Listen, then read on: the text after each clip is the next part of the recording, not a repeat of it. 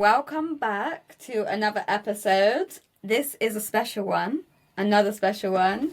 It is International Women's Day, so happy International Women's Day episode. Happy International Women's Day to all the ladies out there. Yeah, so we thought we do another themed episode, and I think we've been blessed with being surrounded by some amazing women in our lives. And so we this one is going to be a little bit of a different one. So we're going to have a bit of a discussion around this year's International Women's theme, which is about accelerated action. It's all about what are some of the things we want to see change for women in society, in the world, for the next... For the better. Especially for me, for the next generation as well. So there's certain things that we're going to be discussing, diving into a couple of these topics of some of the things that we're passionate about. And then we're going to hear from some of the women in our lives and their perspective and their experiences. So stay tuned. So I actually interviewed my mum and my sisters because I'm so passionate. I don't know about this day. I've been doing it at work, kind of getting a couple of bits ready, because we're doing an International Women's Day event. And yeah, I interviewed my mum and my sisters, asking them just a couple of questions. I wanted to keep it positive as well, because even though we're going to discuss later down the line things that we do need to work on within our society for women, but also what kind of positive things also that we can see what we've done, what we've achieved, just as women in general. So we've actually, I interviewed my mum and my sisters, and they had a little bit to say. What are some of the questions? Because obviously I wasn't there when you interviewed like your mum and your sister. Yeah. What are some of the questions that you asked them? And let's maybe answer them for ourselves as well. I'd love to hear your perspective. Asked, what were 3 things? Describe 3 words about yourself. And something that came to mind was strength. That was something that I thought of. Strength, creativity, and emotionally connected. Those were kind of the 3 things that I thought about myself. Oh, really? People do find it difficult when you say, kind of describe 3 things about yourself, or what you're proud of. People had to kind of step aside and have a moment to think. And then the things that they came out with were so rich and powerful, and it was so nice to hear. What about you? What would kind of be 3 things that you would describe about yourself? Yeah, it's kind of hard when you're being asked that question, because as you asked that, I was like, oh, what are the 3 things that I would say would describe me as a woman? I think I'd say kindness. Kindness, compassion is one of the things that I think I'm proud of. I work really hard on being able to be compassionate towards all sorts of types of people. I don't always get it right, but we're human. Yeah. And I think that's also another thing to mention. Yeah. Women are going to get it wrong. Because we are human beings. Sometimes we see them as like super women, we can do it all. Yeah. And that's not the case. No. But so I would say that's one. Another thing I would say that I'm maternal. Like naturally maternal. Like I don't have kids of my own. But I have been told in the past that I'm quite motherly. Motherly energy. Like a motherly energy. So I'd say maternal, like it's more that maternal instinct, that maternal care that comes quite easy for me. I know that's not for that's not every woman's perspective, but yeah, I would say that's for me. I like really. Did you watch Tracy Ellis Ross when she's not a mother? Yeah, that speech that she did. I don't know, for like an award ceremony or something. No, it was. I think it was for a Mother's Day. She did a post for one of the celebrating that Mother's Day, and that post really resonated with me because as someone that is very maternal, in my future I see children. I love children with all the work that I do with kids.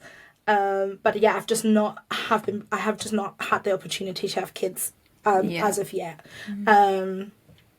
And so actually that celebration of like, oh, this goes out to all the mothers, the non-traditional mothers, you know, the aunties, the big sisters, the cousins, the community matriarchs that generally are those mother figures. I was like, that was really amazing. Yeah, I think she put it into some really powerful words. Yeah. That just because you're not might not be a mother doesn't mean you don't do motherly things. Yeah. Your mother maybe as a teacher or another role in your life, you're still caring for someone. Yeah. And I think that was really nice. Yeah. What would be the last one, I would say? I'd say resilience. So I think like resilience, strength. But I think more so resilience because even in the moments when I haven't necessarily felt strong, like I've been able to push through. So, for various reasons. So, but I think I'm quite a resilient person. Maybe to come back even stronger. Yeah. Like, comeback kid. I feel like sometimes I'm definitely the comeback kid. So, like, my friends that know me. Good. Like, you're not going to get knocked down. You know, we don't want to think that we'll keep having to get knocked down anyways. But if you are, you're still going to get back up each time and, you know, learn from whatever it is that you're going through. Yeah, I think the resilience comes down because I feel like my friends have seen me have, like, all sorts of dramatic meltdowns and then like Bruno's like, I'm fine, it's okay. So I'm just processing it. So yeah, resilience. But yeah, maybe for you guys as well listening, like maybe spend some time thinking about what are 3 things that you would say describe you as a woman, if you are a woman. And maybe take some time to think about like why, like what's the reason behind it. Behind that, yeah. And I also asked, what are your proudest moments? Yeah. And I think some really nice things were said. For me, I said, I've gone through a bit of a journey with emotional things with family members, and with jobs as well. And again, that comes with resilience, all of dealing with all of that, but being able to connect with my emotional side and how I've gone through a healing journey in my life. So the past 2 years I've kind of been working on that and have kind of come out the other end, and I feel like I've been able to connect with my emotions so much better and have healed in many different ways through that, because I wasn't as emotional. No. I would keep it all inside. You're a bit of a bottle with a very tight lid. We had to like the lid was tight, okay? We had to unscrew some of that lid. I feel it's made me softer around the edges. Yeah. And I think that's what I am most proud of, because that's really difficult for anyone. Yeah. You know? Yeah, so that's something I could say about myself. Yeah. What about you? I think my proudest, I'd say now, I think it kind of is quite similar to you. But I think maybe I would phrase it a little bit different. I would say the one thing that I'm proud of is being able to stay soft and keep my sensitivity even in the face of, I guess, challenges. And yeah, some of the things that I've gone through, like life has thrown at me. I kind of look back at it, and I've met other people who've kind of gone through similar journeys, and they've become quite hard because of that, and the fact that I've been able to kind of hold on to my sensitivity. And I think for the longest time, also going back to the healing, like I thought my sensitivity was a flaw and was a weakness. I think as women, we're kind of told, that's kind of been the stereotype of women, like, you know, there's been so many stereotypes like crybabies and all of that stuff. And I think being able to be sensitive is such a power. Yeah. It's not a flaw at all. Yeah. And I think that's what I'm proud of now, is like, actually, the fact that I'm capable of being sensitive is actually really powerful. And that I've learned to become comfortable in my sensitivity, and even in my vulnerabilities. I'm not scared about expressing those things anymore. Whereas I think, like you said, oftentimes as women, and especially in certain places or spaces, there's this expectation for us to be quite hard. You gotta be a rock. And then we look down upon, like, oh, you're not feminine enough. It's like, what do you want from us? It's like, literally, you can't win. It's like, oh, the woman that's cries is the crybaby. she can't get anything done. It's all these different stereotypes. But I think that's why I'm proud of it, because I no longer let the word define what it means. That's what I was gonna say. I think we should just reclaim the word. Yeah. You know, and then just be proud of that. Yeah. So I think that's what I would say my answer is. Oh, I love those answers. Yeah. Sweet. Yeah. And tell me a moment that you're proud of, Mum. I feel pride in getting through independently as a single mother, single parent. I know pride can be a kind of emotive word, because often pride can be seen as if you take pride in something, it can be seen as a negative. So I think it's important as women to take that on and not see that as a negative, for not something to be seen as a negative, and to take pride in being able to say that you're proud of something. So that for personally, it is, I do take pride in that I get through each day. Be able to say you're proud of that. Yeah. Tell me 3 words to describe yourself. So to describe myself as a young female, I would say I'm kind, and that's due to the women that have made me into the person I am, which I'm very grateful to be. And also I would say I'm caring with those around me. I think I give much thought to others, and how that is very a selfless act. Strong in my emotions, in the way I carry myself, and that has been a journey, but that is a journey that women around me have helped me become. So very grateful for that. And also tell me, who is your biggest female inspiration? So I can't single it down to one female. It has to be all, like say, my family, because we're a strong female of 4, which have made me into the person I am, and I'm grateful that they have my back and they've inspired me into who I want to become. And also female friendships of mine have also helped me to grow. It's been quite, I don't know how you feel about this, but obviously if you look back at like your experiences, we kind of touched on some of it, but being the age that you are now, what are some of the things that you kind of think about or go back to when you were maybe younger, that you kind of wish someone else told you something? Like maybe like, is there some advice that you would give your younger version?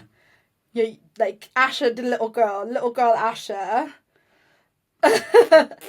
of what it means to be like a woman or a girl in this world.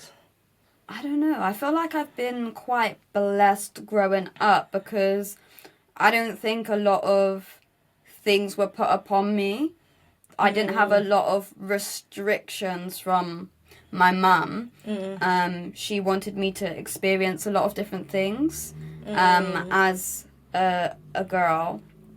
So I didn't feel like there was a lot of things out of touch. I know when she was younger, even in her schooling, she was taught to do sewing and cooking, and she wasn't allowed to do woodwork, and she really wanted to do woodwork. And I saw my mum growing up just building things around the house and doing things that in her generation weren't seen as womanly, you know? And I think I got a lot of inspiration from that. Yeah. I mean, I didn't really get the skills that she's got. I mean, our bloody drawer is broken down in the kitchen and it's still hanging off the hinges. So, but I really do admire that, and that kind of gives the impression that, you know, we're not limited. Women can do those things. We have so many skills. Women have invented so many things, and it's just seeing that representation growing up really did inspire me. And I didn't feel like I was limited as a woman. So I think that question is quite hard to answer, because I didn't feel, because of the woman that I had around me, I didn't feel limited for me to look back on and go, oh, yeah, I wish I did that, or do you know what I mean? Is there some advice that you would kind of give your younger self, though? Like, looking back more so as the woman that you are now, and then looking back at the little girl that you knew. I think maybe in terms of confidence, I think everyone can have more confidence, and I think when I was younger I was a shy person, and I think that was to do with confidence issues. So I think just to grab opportunities, say yes to things more, and I think that's what I do now. I really do push myself as a woman, and I'm inspired by myself with that, really. And I think that's what I would say to my younger self, is to just to say yes and not be afraid. Yeah. Because what are you being afraid for? I remember in primary school, a firefighter came to the school, and they were teaching all the children how, like, to hold the hose and, like, teaching them things. And there was 2 different workshops. There was, like, a creative workshop, and then there was the firefighter workshop. And I think my name wasn't on the list to do the firefighter workshop. Yeah. But the firefighter came inside and said, "Oh, do you want to take part in this workshop?" And I really did want to take part. Yeah. But I said no. Oh. And I still think about that now. I was like, why did I say no? Just say yes. You want to do those things, you know? So I think it's about saying yes to my younger self. I think if I was to, speak to my younger self, I would say grab those opportunities. Yeah. I think for me, what I would say, don't let anyone else dim your light, and don't give anyone else the power to take your voice. I think for me, when I look back at the little girl that I was, like, similar, I think to you, as a kid, when I was younger, I grew up with brothers, so that must have been so different. Yeah, it's so different from my experience. Yeah, so obviously one of my brothers is closest to my age. We're just a year apart. I'm just a year older than him, so we grew up together. So it was like we were friends growing up. And so I went through all the phases. I had a full-on tomboy phase, so I was climbing the trees with my brother, running through the woods, you know, getting stuck in mud. I love and that. Getting dirty, and just playing outside. And my dad, I really do appreciate my dad for it now, as I've gotten older. He never limited me for the fact that I am a girl. He always just said, he always encouraged me. He didn't even let me get away with the excuse of, oh, I can't do it. He was like, your brother can do it, you can do it, or you can figure it out. And he always allowed, like, whenever he took us to activities and stuff, he didn't make them gender specific. The activities that we did growing up was just universal. So we spend weekends going to like model train auctions, exhibitions. Oh, I love that. You know, and I would walk around those with my brother and my dad, like looking at all of these different trains. And obviously, I don't remember all the technicalities of how fast the different trains go or whatever. What interested me about those things was like all the creativity of how they built all these different worlds and seeing the different people and then seeing like the people that painted them and come up with design stuff. So I found things in that, but my dad never really said like, oh, this is a girl's thing and this is a boy's thing. So he never raised me in that way. My mum was more so the one that would do that. I find that very interesting, actually. So my mum was more so the person who was like, you can't wear that because you're a girl. It's not ladylike. It's not ladylike, you know, or stand more like a girl kind of thing. My mum kind of reinforced more of the gender specifics onto me as opposed to my dad. And so I think, so as a little girl, like I think because of those experiences, I was very outspoken. I was cheeky. I look back at some of my home videos that my dad has done, and like I had a little, I would back chat, but not in a rude way. It was like a cheekiness about me. But then I remember, like, as I became a teenager, like, it's almost like my voice, like, disappeared. Okay. Is that from any reason, like why there was a transition from that age to teenage age, and where there was a decrease in? I think it's because I wasn't. I think it was down to the fact that my parents split up, and then I didn't have my dad around as much, and so I kind of grew up with my mum raising me, and obviously my mum still had that mentality. It's very deep rooted, like gender specific, and I think that just comes down to the fact that she's from Africa, and that's like from a cultural perspective. Like I don't think she ever meant any harm by it, but I think that became significant. I think that's quite interesting how that can shape a person. Yeah. Having someone that allowed you to just explore. Yeah. And then another person that maybe it was a bit more rigid. There was more, like, I think with my dad, it was more like, like he allowed us to explore, wanted to educate us about all these different things and things that he was interested in. And he was very much the parent that wanted to teach as much as he could teach. And then my mum was very much more the person. And I think, again, that's just down to her circumstances, her experiences, how she grew up. She was very much more someone that was trying to impose a certain vision. And I think that's why these conversations are really important, because it's not blaming that person, you know, why do they do that? It's educating, you know, and giving someone another alternative, you know. You can do this, but you can do this. And this is how it can really positively impact someone. Yeah. Especially when someone's growing up and they're still learning how to be and about themselves. Yeah. I think that's just to carry on those conversations. Yeah. So I guess like what I would say to my younger self would be that it's just don't let anyone steal your light or quite like steal your voice. So I think as women we do have powerful voices, and we do have something to say about the world. Oh, 100%. And what we say is important, especially in today's climate. I don't know how you feel about everything that's going on in the world. If we're talking about leaders. I feel overwhelmed. That's all I can say. And it's not even about it making like a gender thing, but it's like you've got certain people in positions of power, and they're so biased. I think it would make it obviously fairer if there were an equal representation. Yeah. And that goes for many different things, and gender is a part of that. Yeah. You can't have politicians in the world and it all be one gender. It doesn't make sense. It shouldn't be that way. And that's still part of the journey. You know, not all women who are going to be in power are going to be the best. However, there are many men in those positions of power who are definitely not the best.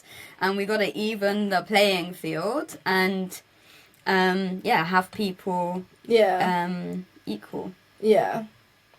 I think that kind of brings us to maybe the topic, or what we kind of want to talk about this in this episode was when we kind of decided to do this episode. I was kind of looking into what did this year's theme actually mean. And this year's theme for International Women's Day is Accelerated Action. And it's focused around what are some of the actions we want to see in the world to really change and shift maybe some of those gender biases or gender inequalities that we seem to almost regress to. Yeah. I feel like it's regressing.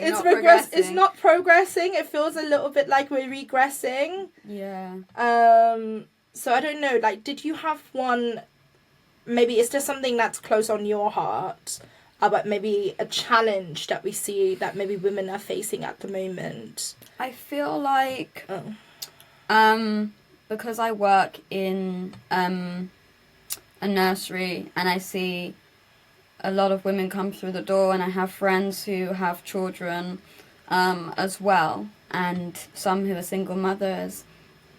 And something that's been mentioned, and their experiences, where they're having difficulty doing it on their own, but also in terms of being pressured to go back to work with a child, but it's not benefiting them at all. It's making them struggle in that situation. When they go to work, they're having to pay for nursery fees, many other different things, and they're left with nothing, no money at the end of it. But if they choose to not work, which doesn't leave them in a good situation anyway, there's not a lot of support there for single mothers, they're looked down upon. Why are you not working? Yeah. Why are you staying at home?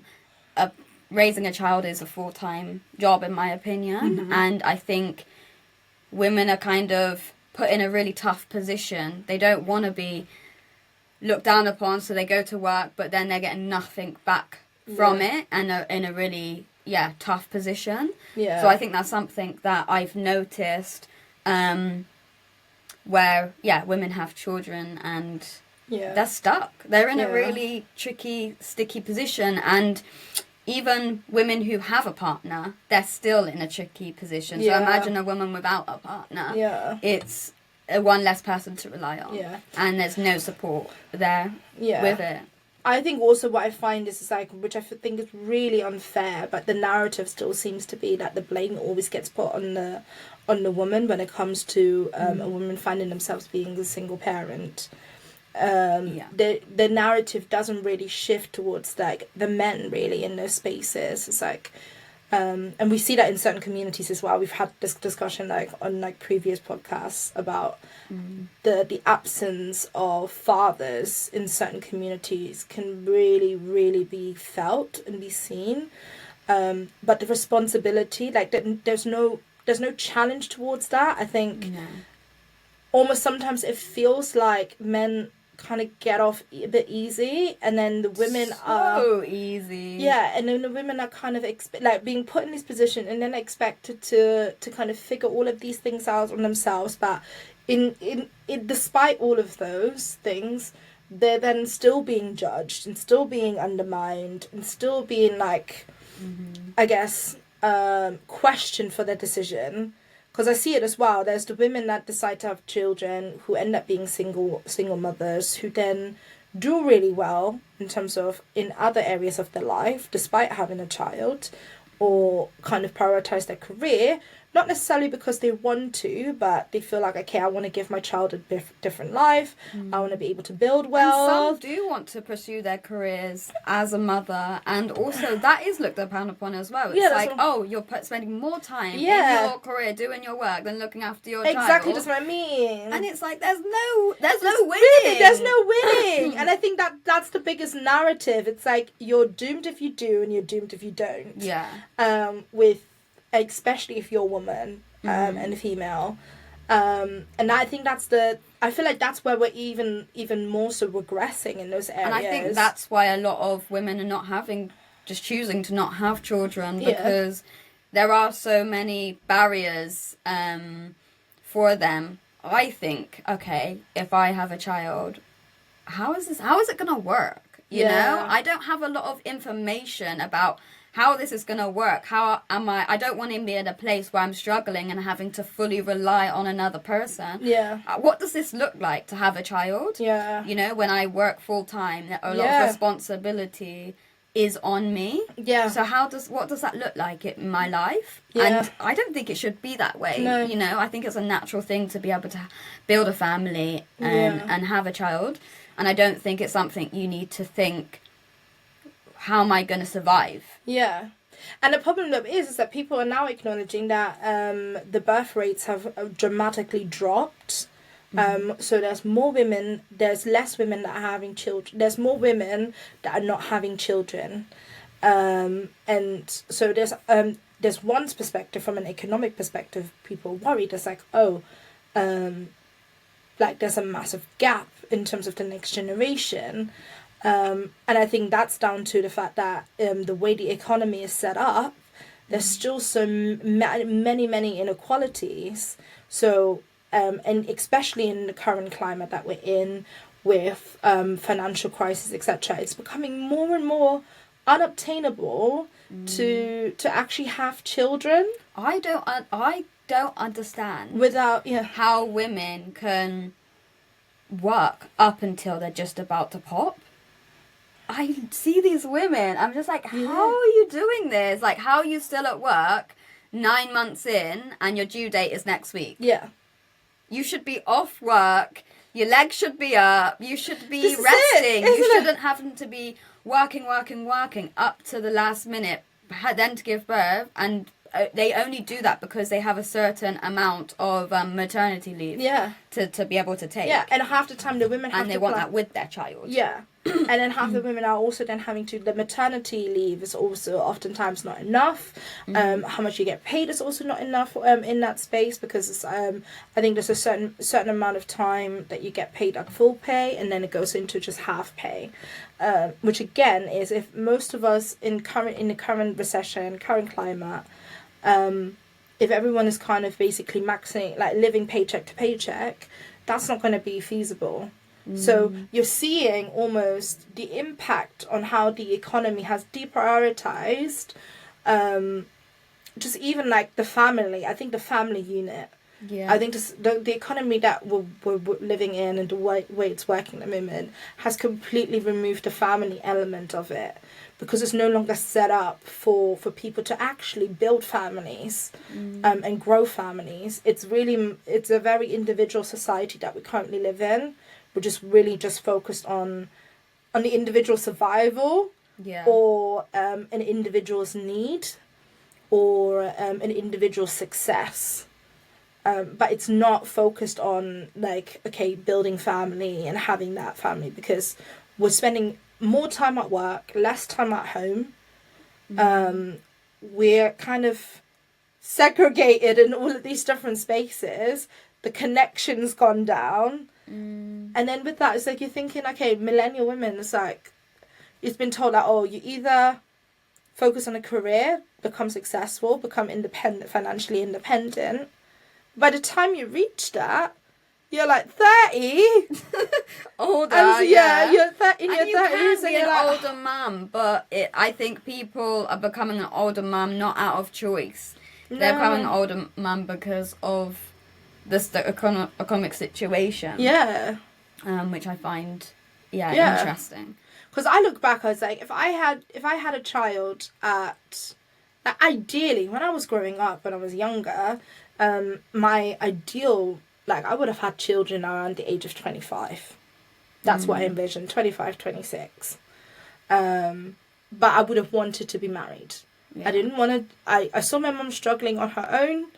I was like, it's not what I want to say. You want for yourself. I don't want that for my child. It's more for my child, because I know I've seen how hard it is. It has a knock-on effect on my child.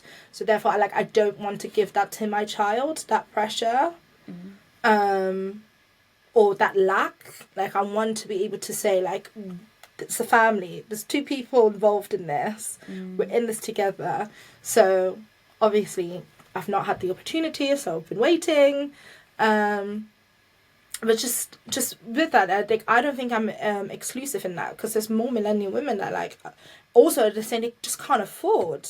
They're sat down, it's like they're doing their budgets, they're trying to save their money, they're trying to figure out, can I buy a house? Oh, if I have a child, I want to be able to have a house, so that there's that home security, but you can't do both. No, I know. You know, and you feel trapped. Yeah. But going back to the question, kind of, what do you think, like, your experiences as well? And is there anything as a woman you think that another, like, category that you think needs, like, a change? Yeah, I think the other thing really is it probably kind of blurs into what we were just discussed, but I think the other thing was really about gender biases is still a very much a real thing in today's society, especially if we're talking about, like, okay, we're teaching women, like, you can be whatever you want to be. Just like, if you work hard for your dreams, you can break through that glass ceiling, which means we're seeing more women in different types of positions and different spaces of work that for the majority of the part may have been, like, gender defined. But now they're finding themselves in these spaces, and they're still having to battle those gender biases because they're not being taken serious in those spaces. So have you felt you talking about in work? Yeah, work. We're talking about like from a careers perspective, you know. Have you felt that? Have you felt like you couldn't progress, or you weren't allowed to be put into a specific position? Yeah. I think for me, it's subtle. I think in certain spaces, it's very subtle. So it's really hard to even address it because of how subtle it is. So is that kind of a microaggression? It's like almost like a microaggression. But I think I found myself, like, as I've gotten older, I've obviously been in a lot of office spaces for the most part in my working life. And in just more recent years, I found myself wanting to step into, like, more leadership positions. So I've been doing the courses, you know, I've been trying to, like, train myself up, gain those experiences, but I still find myself in certain meetings when it's, and I think maybe it's within my local government, where how the structures are. A lot of people in senior positions are male. A lot of the people where I work in senior positions are white middle class male. Just out of curiosity, I don't think I've asked you this question, just out of curiosity, how many women have you seen in, like, really high positions? Okay, so in my department, the head of services, granted, is a woman. Okay. So you have that. Yeah. One. So it's a one woman. So there's a head of services in my department, and she's a woman. I think she's incredible from the conversations that I've had. That's nice. With her. But I found myself throughout my career, like within my career in general, though in office spaces, like, my voice was not taken serious. What I said, there was no value placed on it, even though I wasn't saying anything different to the man next to me. Like, my opinions or my perspective just wasn't acknowledged, or was just generally not taken serious. And I found myself oftentimes sharing an idea or sharing something in a conversation, and then a male person has then taken that idea on as their own and then run with it and then refuse to give acknowledgement to it. Wow. You know? And that's quite common. And this is what I mean. It's, like, kind of subtle, these type of things. And I'm sure there's other women that probably have experienced similar things where when you're voicing something or you're voicing your opinion, it's almost like it's being ignored. So would you say the people in that space didn't have an awareness, or was it to do with the man? I think it's just ignorance, oftentimes. I think I found myself, when I've dealt with those type of leaders, it's usually down to the fact that there is a level of ignorance, and there's a lot of unconscious bias. And so, especially if you're a young woman, and then you're a young black woman. There's so many different layers. So many layers. It's crazy. And then the other one is like, if you're not necessarily a conventionally attractive young woman, there's another layer. Huh? But no. Girl, you beautiful, so that's not even a layer. But I'm just saying, like, there is a reality. There is a reality. I have seen it. Yeah. And then there is like, so it comes like down to age. And I am blessed. I look a lot younger than I am, but I found myself, as of late, in more recent years, having to reinforce the fact that I am older than I look. I have more experience than you think for someone to even take me seriously in what I'm saying. I think that's quite a interesting conversation as well, a perspective that equality within women, there's so many different types of women, and women have many different layers, like you said, ethnicity, maybe age, and okay, one woman might have it easier, but just because they've won, it doesn't mean the others who have those layers involved in them are winning either. So it's like, how can we lift each other up and help each other who maybe you, with your how you look or whatever, you're finding it easier. Maybe you have pretty privilege or whatever, and someone who socially hasn't got pretty privilege.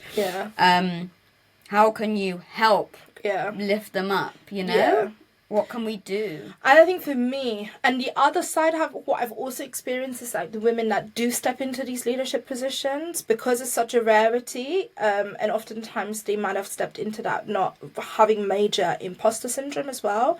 I've just seen them start tearing each other down rather than uplifting each other. So I've experienced that as well. And is that a survival mechanism? I think it's a survival mechanism. So I can't even blame those individuals directly for that, because I don't think, again, it comes down. It almost becomes like an unconscious thing, in some cases, but it's because it's a product of their environment, a product of the fact that there's not that many women in these type of positions. It's not a norm. So the ones that do make it oftentimes feel like.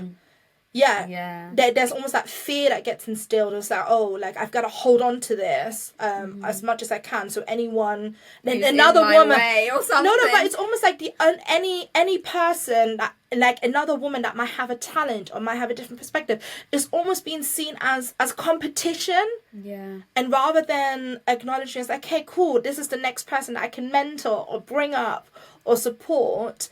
It becomes almost a battle, and then they become.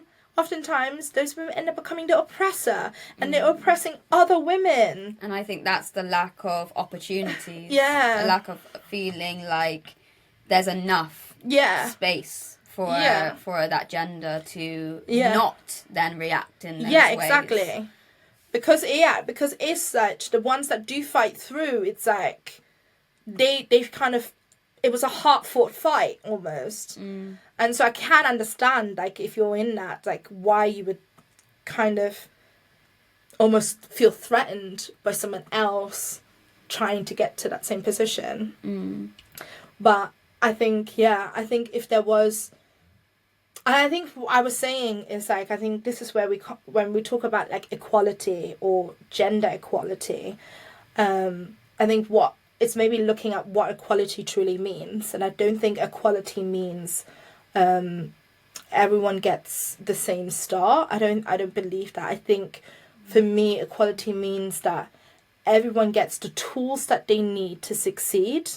And my toolbox might look completely different to your toolbox, but you have the right tools for you to be able to climb where you need to go, because your ladder might look different. You know? And then I have the right tools that will allow me to climb, but the destination is the same, but the toolbox looks different. And I think for me, that's true equality. So it's like we're not we no longer judge each other based on what we don't have or what is lacking. Like, we start to acknowledge the unique individuals that we each are. And I think women bring a very specific gift into certain spaces that men may not be able to bring, but being able to work in unison for like a common goal. And then it no longer becomes like, okay, this is a woman, this is a man. It's more like, hey, how are we working together? You know, but the system is still there's still this really weird hierarchy, this unconscious bias, and I think the councils maybe need to just. I think there is some work in terms of trying to represent women in certain roles. I have seen a little bit of work where they're saying we're doing a scheme or something where women can kind of come in. But maybe there needs to be more, and maybe it's also because there are some roles like engineering and stuff that I've seen, but I don't know. Maybe also women. It needs to both sides. So those schemes need to happen, but also women need to know that they can do those roles as well. Is that, but also they need to know that the spaces that they go into are safe as well. Because if the work, if the environment, if a woman goes in, I wouldn't want to go into a job where I'm the only woman. Yeah, but that's the reality, and I guess like in certain spaces, it takes the first one to kind of break that barrier. True. But initially, that workspace also needs to learn how to work. Because if there is a lad culture and that woman gets thrown in there and then she's got to deal with like sexual references, like banter that they don't like, or and really inappropriate things, and then is expected to assimilate to that environment, it's like no.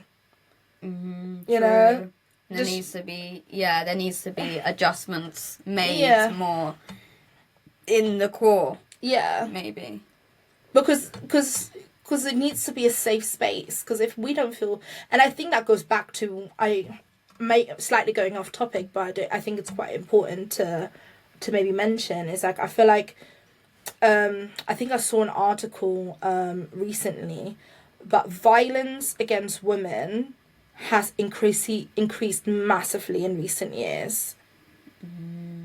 And again, this goes back to that, like, we're regressing? Because I asked my colleague, like, what are you proud of to be a woman? And she's like, I don't know. Like, I'm scared to walk down the street. I'm scared to be spiked. And all of these things. I was like, not one positive thing that you can say. Which I think is so sad. It's sad, but it's also some people's reality. Yeah. And we have to address that. We can't ignore that, even though I was looking for positive things. Like, okay, say something that... Yeah. Say your experiences. Say how you feel. You don't need to say a positive. There's no positive for you. You know? Yeah. And I think the biggest thing... the most simplest action, I believe, if we're talking about the theme, and really... going for like real change is first and foremost just like if you're a guy, listen to the women in your life, listen to their stories and really truly hear them, and then try to understand where they're coming from. Don't impose your own perspective, don't impose your perception, but really truly spend some time to really listen to what they're facing, because there's some universal truths that most women have gone through, that to this day, like in the 21st century that we're in, or 22nd century, I don't even know if we've entered the 22nd. You were in the 21st. 21st century, yeah. The years are flying by. Because of COVID, it's just blurred everything. But it's like, there's some things that still happen, and most of us have experienced. And the women who started, like, way back trying to fight for the rights, said, like, that's what they were going through. It's like, come on, it's been so many years, and that's still the same theme, still the same problem. And I think people maybe, because I've seen comments, you know, and people say, women say, I've experienced this, I've experienced that, and then men going, how are you any different to us. Like, it's you're treated the same, your rights are the same. And I think just because you don't see doesn't mean it's not happening. And I think that's what goes back to what you're saying about listen and maybe learn what someone actually does go through. You know, people have stories, people have experiences. Just because you don't see it doesn't mean it's not happening. It doesn't mean it's not there. And I think these things need to be spoken about more. You know, yes, we do have the right to vote now, but that wasn't that long ago, and we're still working on, yes, we can vote, but also there's not a lot of representation further up. You know, we're voting for men. The options that we're given, a lot of the times it's like there isn't any acknowledgement of some of the things that we're still fighting for, being made in these in these, like, when it comes to these type of like the policymakers and the decision makers. So there's still that lack, and I think it goes back down to that lack of true understanding.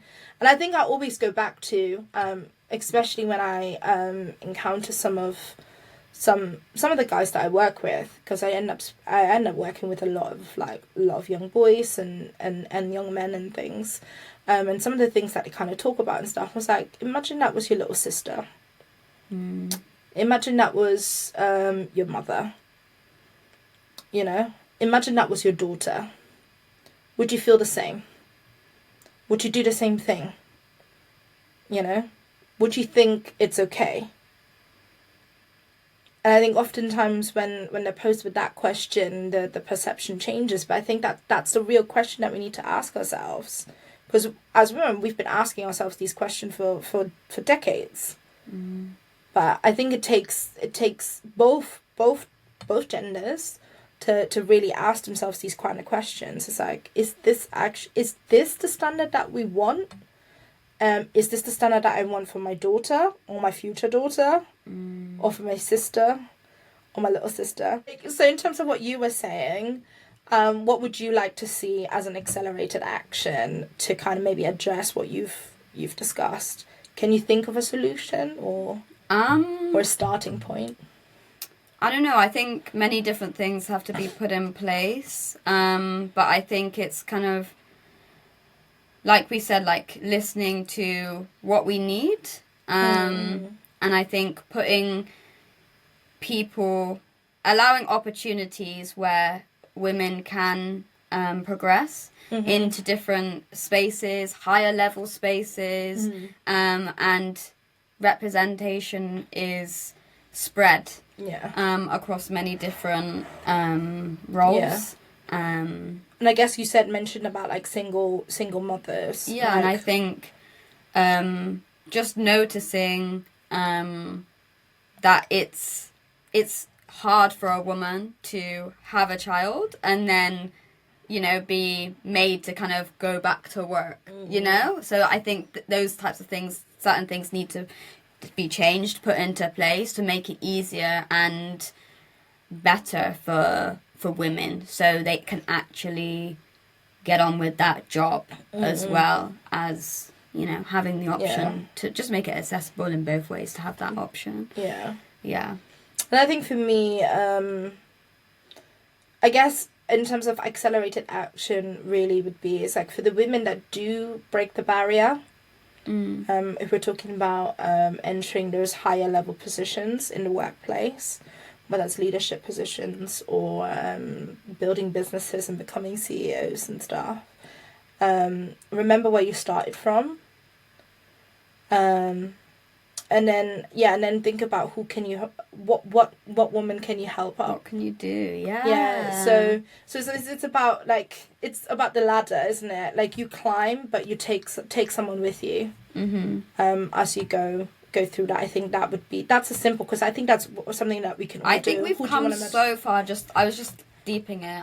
My mind does that. I'm listening, but also like picturing. Like, you know, women have come so far in terms of the working world. Like, we weren't always working as we were seen like we couldn't, do that, have a job, be in certain types of roles. And I think we have come so far. Obviously there's a long way to go, but I was just like picturing and like actually are proud, of us and who we are, and what women in this world have achieved, because there's so 100%. many women that have succeeded in their careers, and like women that we can look up to and we can respect and we can admire. There are women in certain positions, they've had to fight an arm and a leg to be there, due to whatever, but there's so many women that we can look up to and what they've achieved, they've invented, they've been the top of their sports, they've done so much, And there's, like you said, there's so many women that are breaking the glass ceiling they're doing it. Yeah, I was going to say, if you feel kind of underwhelmed with where you're at, just research someone, get inspired with another woman, and that's where you can be, you know? That's what I like to think, I look at someone else and I'm like, that's where I can be. Yeah, I can be it's there. true. Don't lose who you are. Don't feel like you need to fit society standard to be able to get to where you want to get. Do it as you, and if the you that you are is sensitive, is kind, is compassionate, like, that doesn't mean that you are excluded from being able to be in a top ranking position. Don't put yourself in a box for the personality and I guess the gifts that you carry, just because the world tells you need to be different. I think that's my encouragement, because that's the one thing that I've learned as I've gotten older.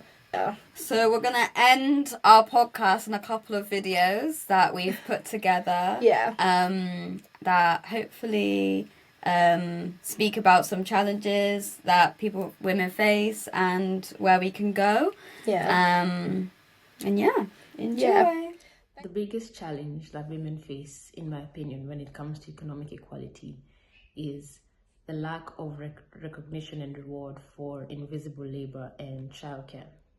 These are tasks that are primarily performed by women. Child rearing, cooking, cleaning, laundry, ironing, school pickup, school drop-off. It's mostly women who do this. And what that means is women get the shorter end of the stick of economic equality because the tasks that they're performing are under-recognized and underpaid. So the best way to go about this is to recognize formally and pay well women who do these type of tasks, and also to degenderize these tasks, to show people that these are not only tasks and it can be performed by women, and men should help around too. Hi ladies, thank you so much for inviting me to be a part of your special podcast episode for International Women's Day. So I've picked my 3 questions, and it's interesting. I feel like they really relate and resonate to probably like the last year and a half, to the journey that I've been on in those times. So I'll get straight into them. The first one that I picked was, can you share a moment in your life where investing in yourself made a significant difference? And I think, thinking about over the last year, the thing which has really helped me in terms of investing in myself and the massive impact that had has been focusing on my physical and mental health. It sounds quite cliche in general, but generally I think a lot of people would say that physically and personally they really see the impact that has had on me. I wouldn't call myself, in terms of looking after my physical health, so I've done a lot more exercise. That was the one kind of key in my my health journey that was missing, and I'm definitely not a really sporty person. I'd say probably I enjoy being active and going out and doing things, but exercise was the real one thing that I was, if I'm honest, it was quite self-conscious about. So it's interesting how the physical and mental actually impacted each other in that sense, because normally I guess I'd hold them quite separate things. I'm definitely one of those people who wouldn't go to the gym normally, but now I am doing that. I only go like twice a week, so I've not become this like gym absolute fanatic.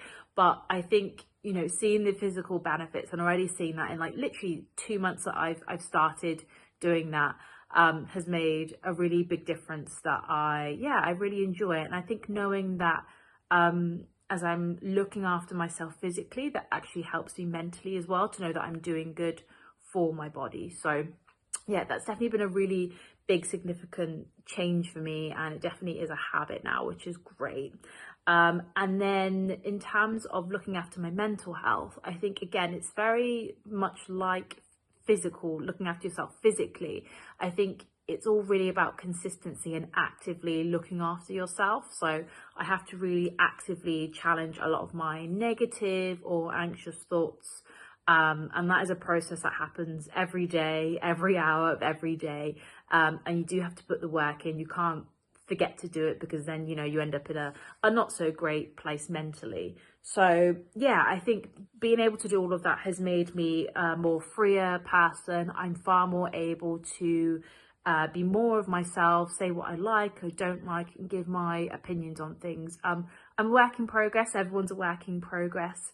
So I'm on that journey, but I feel like, yeah, the changes I've made in the last year around that, and they are small, but they are consistent and they are growing, because I've started small and I am doing it consistently, have made me a happy and healthier person. Sweet, I'm so tired.